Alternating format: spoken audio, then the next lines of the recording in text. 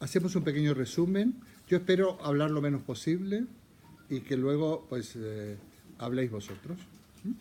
De una manera voluntaria, no hay por qué responder a las preguntas. Yo voy a seguir el orden de las preguntas, pero uno puede haberse preparado una o ninguna, o que se le ocurra en el momento, que aquí hay suficiente capacidad de improvisación y responder a todas. Eso puede pasar de todo, ¿no?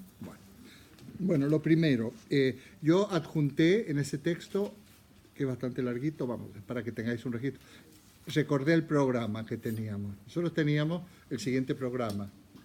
Una etapa prefilosófica, donde recurriríamos a textos anteriores a la propia filosofía, sobre todo de Hesíodo, de Homero, referencias a los caldeos, a los egipcios, etc., ¿no?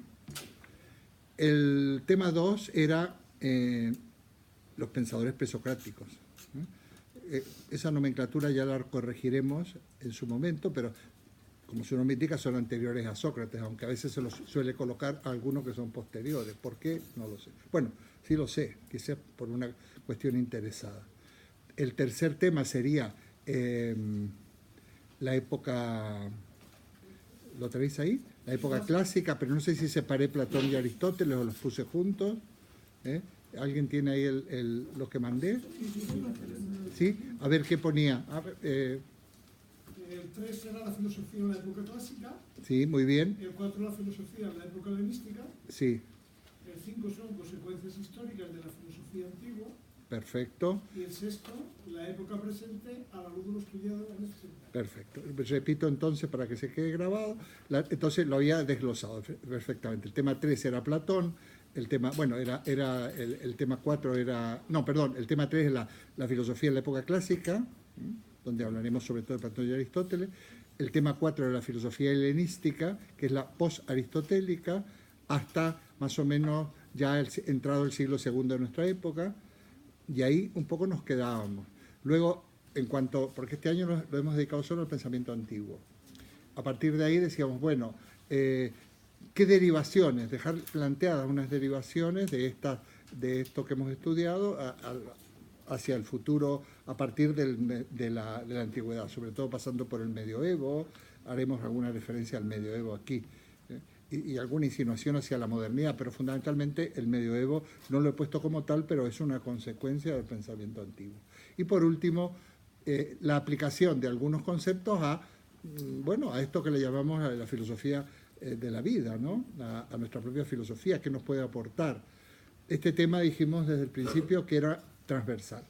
No es que yo vaya a esperar al final para hablar de esto, sino que continuamente estamos haciendo referencia a de qué modo podríamos traducir algunas cuestiones que estamos viendo a la actualidad, ¿no?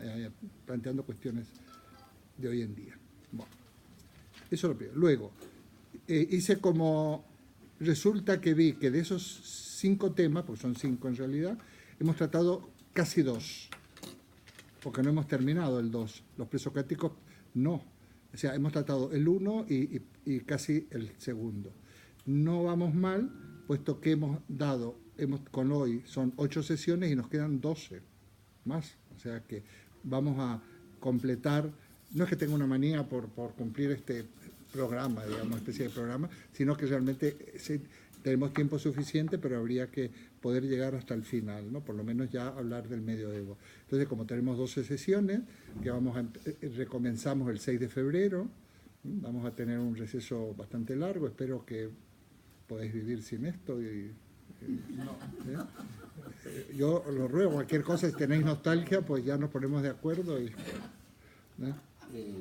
YouTube.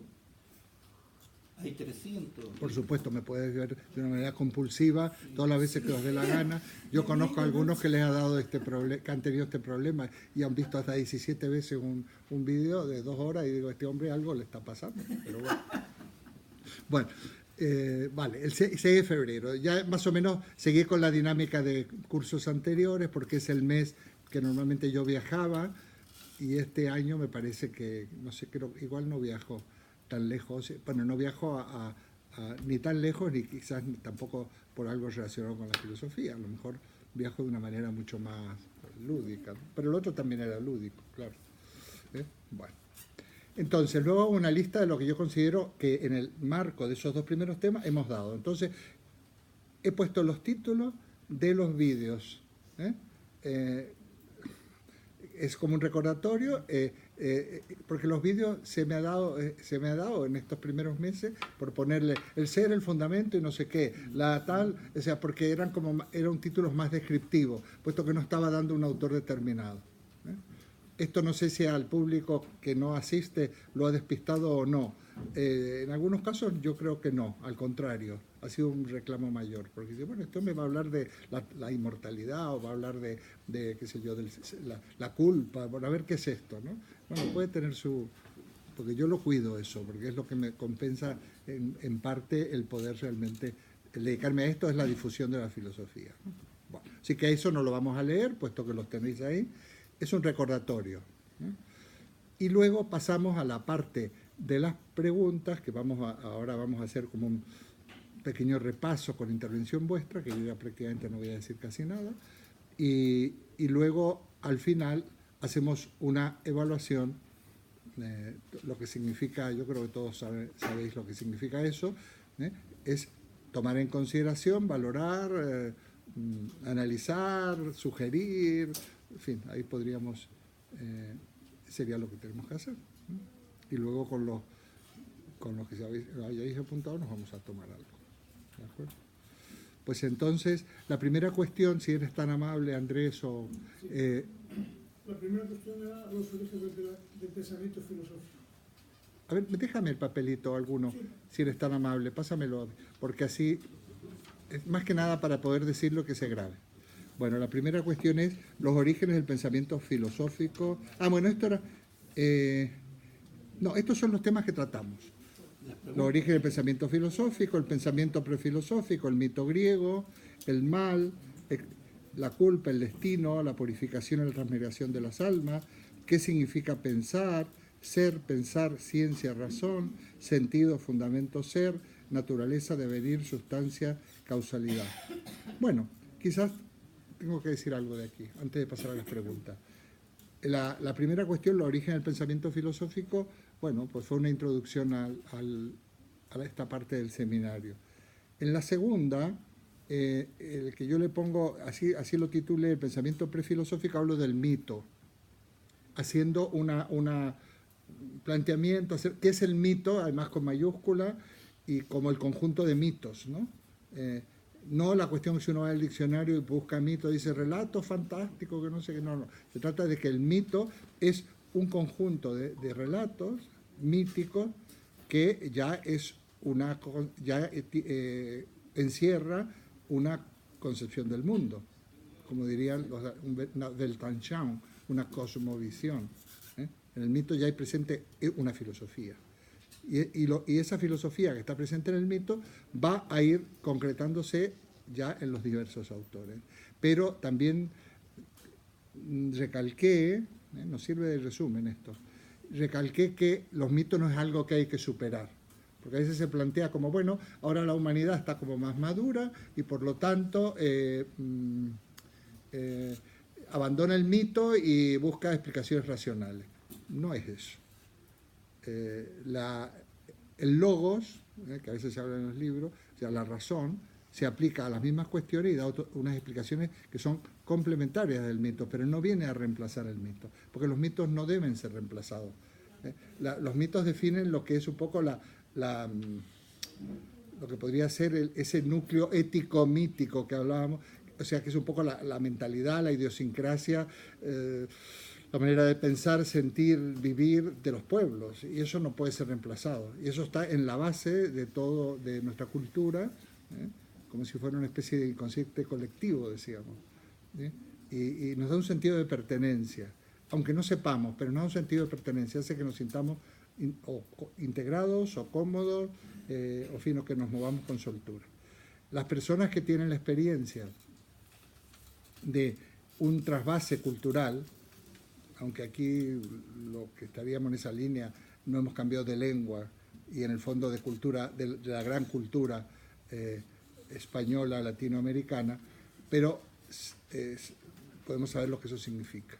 Imaginemos ya cuando, no sé, los inmigrantes que tenemos, marroquíes, chinos, los países del este, pues lo que eso puede significar. Es muy interesante esto, porque no se podrá nunca lograr una integración si no tenemos en cuenta ciertas cuestiones que son fundamentales y por las cuales actúan de una manera espontánea y natural estas gentes. Había un estudio, bueno, yo participé de alguna manera, pero vamos, no es nada absolutamente inédito, pero, por ejemplo, un trabajo de antropología hace muchísimo tiempo, en donde estudiábamos la distancia que adquieren las personas o cómo se comunican cuando se encuentran en la calle o se saludan, ¿no? Y entonces, curiosamente, va desde, se podía medir esto, pues esto cuando te encuentras, te paras aquí, vamos por caminando, hola, y charlamos, seguro vamos a adquirir una determinada distancia. Sorprendería mucho que pudierais comprobar que esa distancia es más o menos la misma.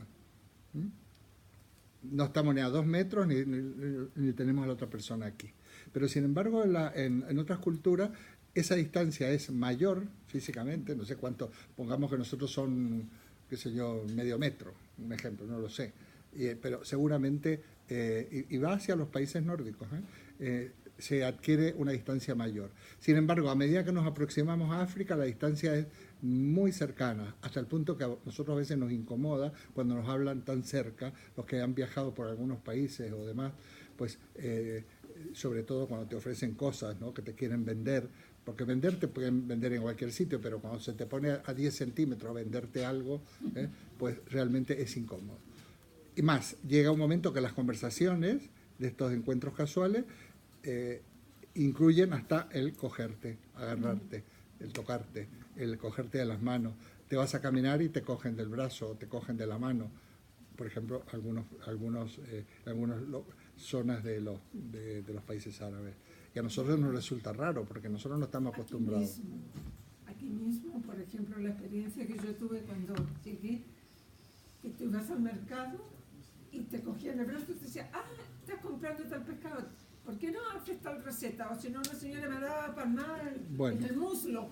Y yo, lo peor de todo, la experiencia peor fue conversando en una cafetería con una amiga, estábamos en la barra, y de repente un señor al lado entra en la conversación y se pone a dar su opinión, y yo decía, pero ¿de qué va esto?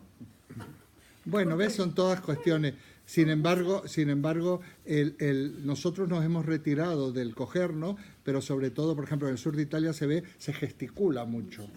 Se gesticula mucho, es un poco la retracción del cogerte. Bueno, es un ejemplo, ¿no? Pero de cómo es importante el poder, no sé, por lo menos conocer estas cosas. Y saber, eso sí, que los mitos no se pueden reemplazar ni se deben reemplazar. El mal, la culpa, el destino, la purificación, la transmigración de las almas. Bueno, ahí lo importante, un poco características que van a estar presentes en todo el pensamiento y cultura griega, pero aquí hay un punto importante, esto hay que tenerlo en cuenta porque ha llegado hasta nuestros días, la cuestión de la culpa, la cuestión del destino, incluso la cuestión de la otra vida, transmigración. Hay gente que es bastante, yo conozco personas que me han contado, creen en la reencarnación, por ejemplo, que es una variante de la inmortalidad, ¿no? La inmortalidad es una cosa, pero ya la reencarnación, pero hay gente que dice no, y lo dice muy serio, seguramente nos hemos conocido en otra vida. Bueno, estos serían temas muy interesantes para tratar cuando veamos un poco las consecuencias. No digamos nada el tema del mal y el tema de la culpa. El tema del mal lo pasamos de puntillas, pero vamos a hablar, ¿no? ¿En qué consiste el mal? Si realmente existe el mal. O el mal ontológico, ya sabemos, las cosas en sí no son malas. Hay un mal moral, ¿no? Un cuchillo no es malo. Un cuchillo, ahora si tú se lo entierras a una persona en el vientre, pues sí que es un mal acto. La tele no es mala, la televisión, ni las tecnologías, pero es el uso. Pero es interesante. Y la cuestión de la culpa. La cuestión de la culpa no. Yo creo que nos sigue muchas veces hasta mortificando hoy en día, en algunos aspectos. Bueno, luego pasamos a qué significa pensar, que eso quedó ahí. Bueno, eso no es la primera vez que se trata, pero es que es muy interesante poder realmente sintonizar nuestra inteligencia y nuestra mente para poder responder a esta cuestión. Es un pensar no tan fácil de definir, porque no es elucubrar, no son contenidos de conciencia, no son representaciones, también, pero es un pensar que en realidad es casi un estado de conciencia en el fondo, y una capacidad de poder ver con la mente, ¿no? Quizás, bueno, ahí lo dejamos. Razón y ciencia, pensar ciencia, razón, la cuestión de la episteme, planteábamos que todavía tenemos muchísimo que decir, porque cuando veamos Platón y Aristóteles, esto no ha hecho más que empezar, son unas pinceladas que hemos dado al principio. Ser, fundamento, sentido, le puse ese título porque realmente entre algunas de las interpretaciones del ser, bueno, ser es lo que es, son las cosas, ya algo anunciamos en Aristóteles, la sustancia, acordado, cuando decíamos, ¿qué es un, a ver, ejemplo de ser? Y te dice, pues la silla, y te dije, no es la silla, esta silla, no los conceptos, no los géneros, sino las cosas concretas, que son materiales. Bueno, pero aparte de eso, ser también es fundamento y sentido. Algunas veces me escriben en el YouTube, gente que no está aquí, me hacen algunas consideraciones muy interesantes, pero claro, yo contesto poco, vamos, breve, contesto siempre, porque no es tan fácil, sino, pero es que esa interpretación que pensar y ser que usted hace en realidad pues no hay lugar en Parménides, bueno, pues sería interesante establecer un debate, pero por lo menos se plantea. Y hay gente que escribe bastante largo y se lo plantea por ahí. Bueno, entonces, fundamento, sentido, a mí me gusta mucho porque si pensar es buscar el sentido, el ser es el sentido, etcétera, etcétera. Bueno, por último, naturaleza, devenir, sustancia, causalidad. Hicimos una referencia a la física aristotélica y ahí nos hemos quedado, porque como vamos a ver a Aristóteles en su momento, y decíamos simplemente que esa física imperó en Occidente hasta Newton, ¿no? Bueno, pues esto es un poco, yo creo que hemos dado bastantes cosas, así pasito a pasito hemos dado bastantes cosas. No esperéis que esto esté perfectamente claro, que ya lo tengamos visto, no, ya sabéis que hay personas que esto ya lo han escuchado o han estado aquí varias veces, ¿no? Y bueno, y cada vez se puede ir viendo mejor. Muy bien. Entonces, en relación a esto, propongo las siguientes cuestiones, decía, y empezamos con las preguntas. Las que se me ocurrieron, vosotros podríais plantear otra manera en ese momento, porque dije, bueno, yo quería dar unas preguntas y me di cuenta que tenía que referirla un poco a lo que habíamos visto, ¿no? Entonces, la primera pregunta era, ¿la filosofía griega tiene sus antecedentes en la cultura y conocimiento de otros pueblos? ¿Cuáles son y cuáles fueron sus aportaciones más importantes? Parece una pregunta casi de examen básico, pero las culturas, las que son las que hemos nombrado, ¿no? Pero, ¿cuáles habrán sido las aportaciones? Si alguien quiere decir algo de esto, si no lo pasamos por alto, ¿no? ¿Cuáles son las aportaciones más importantes de las culturas anteriores de las cuales se nutre luego se va a nutrir la filosofía? Sería la primera cuestión. A ver. Sí. ¿Qué dice? Que si no habla nadie, habla él. Yo sé que Luis siempre hace los deberes. Es una característica, es impresionante, es verdad, desde el principio él hace los deberes, se lo toma en serio. No, pero es como si lo hubieras hecho. A ver, dime, Luis.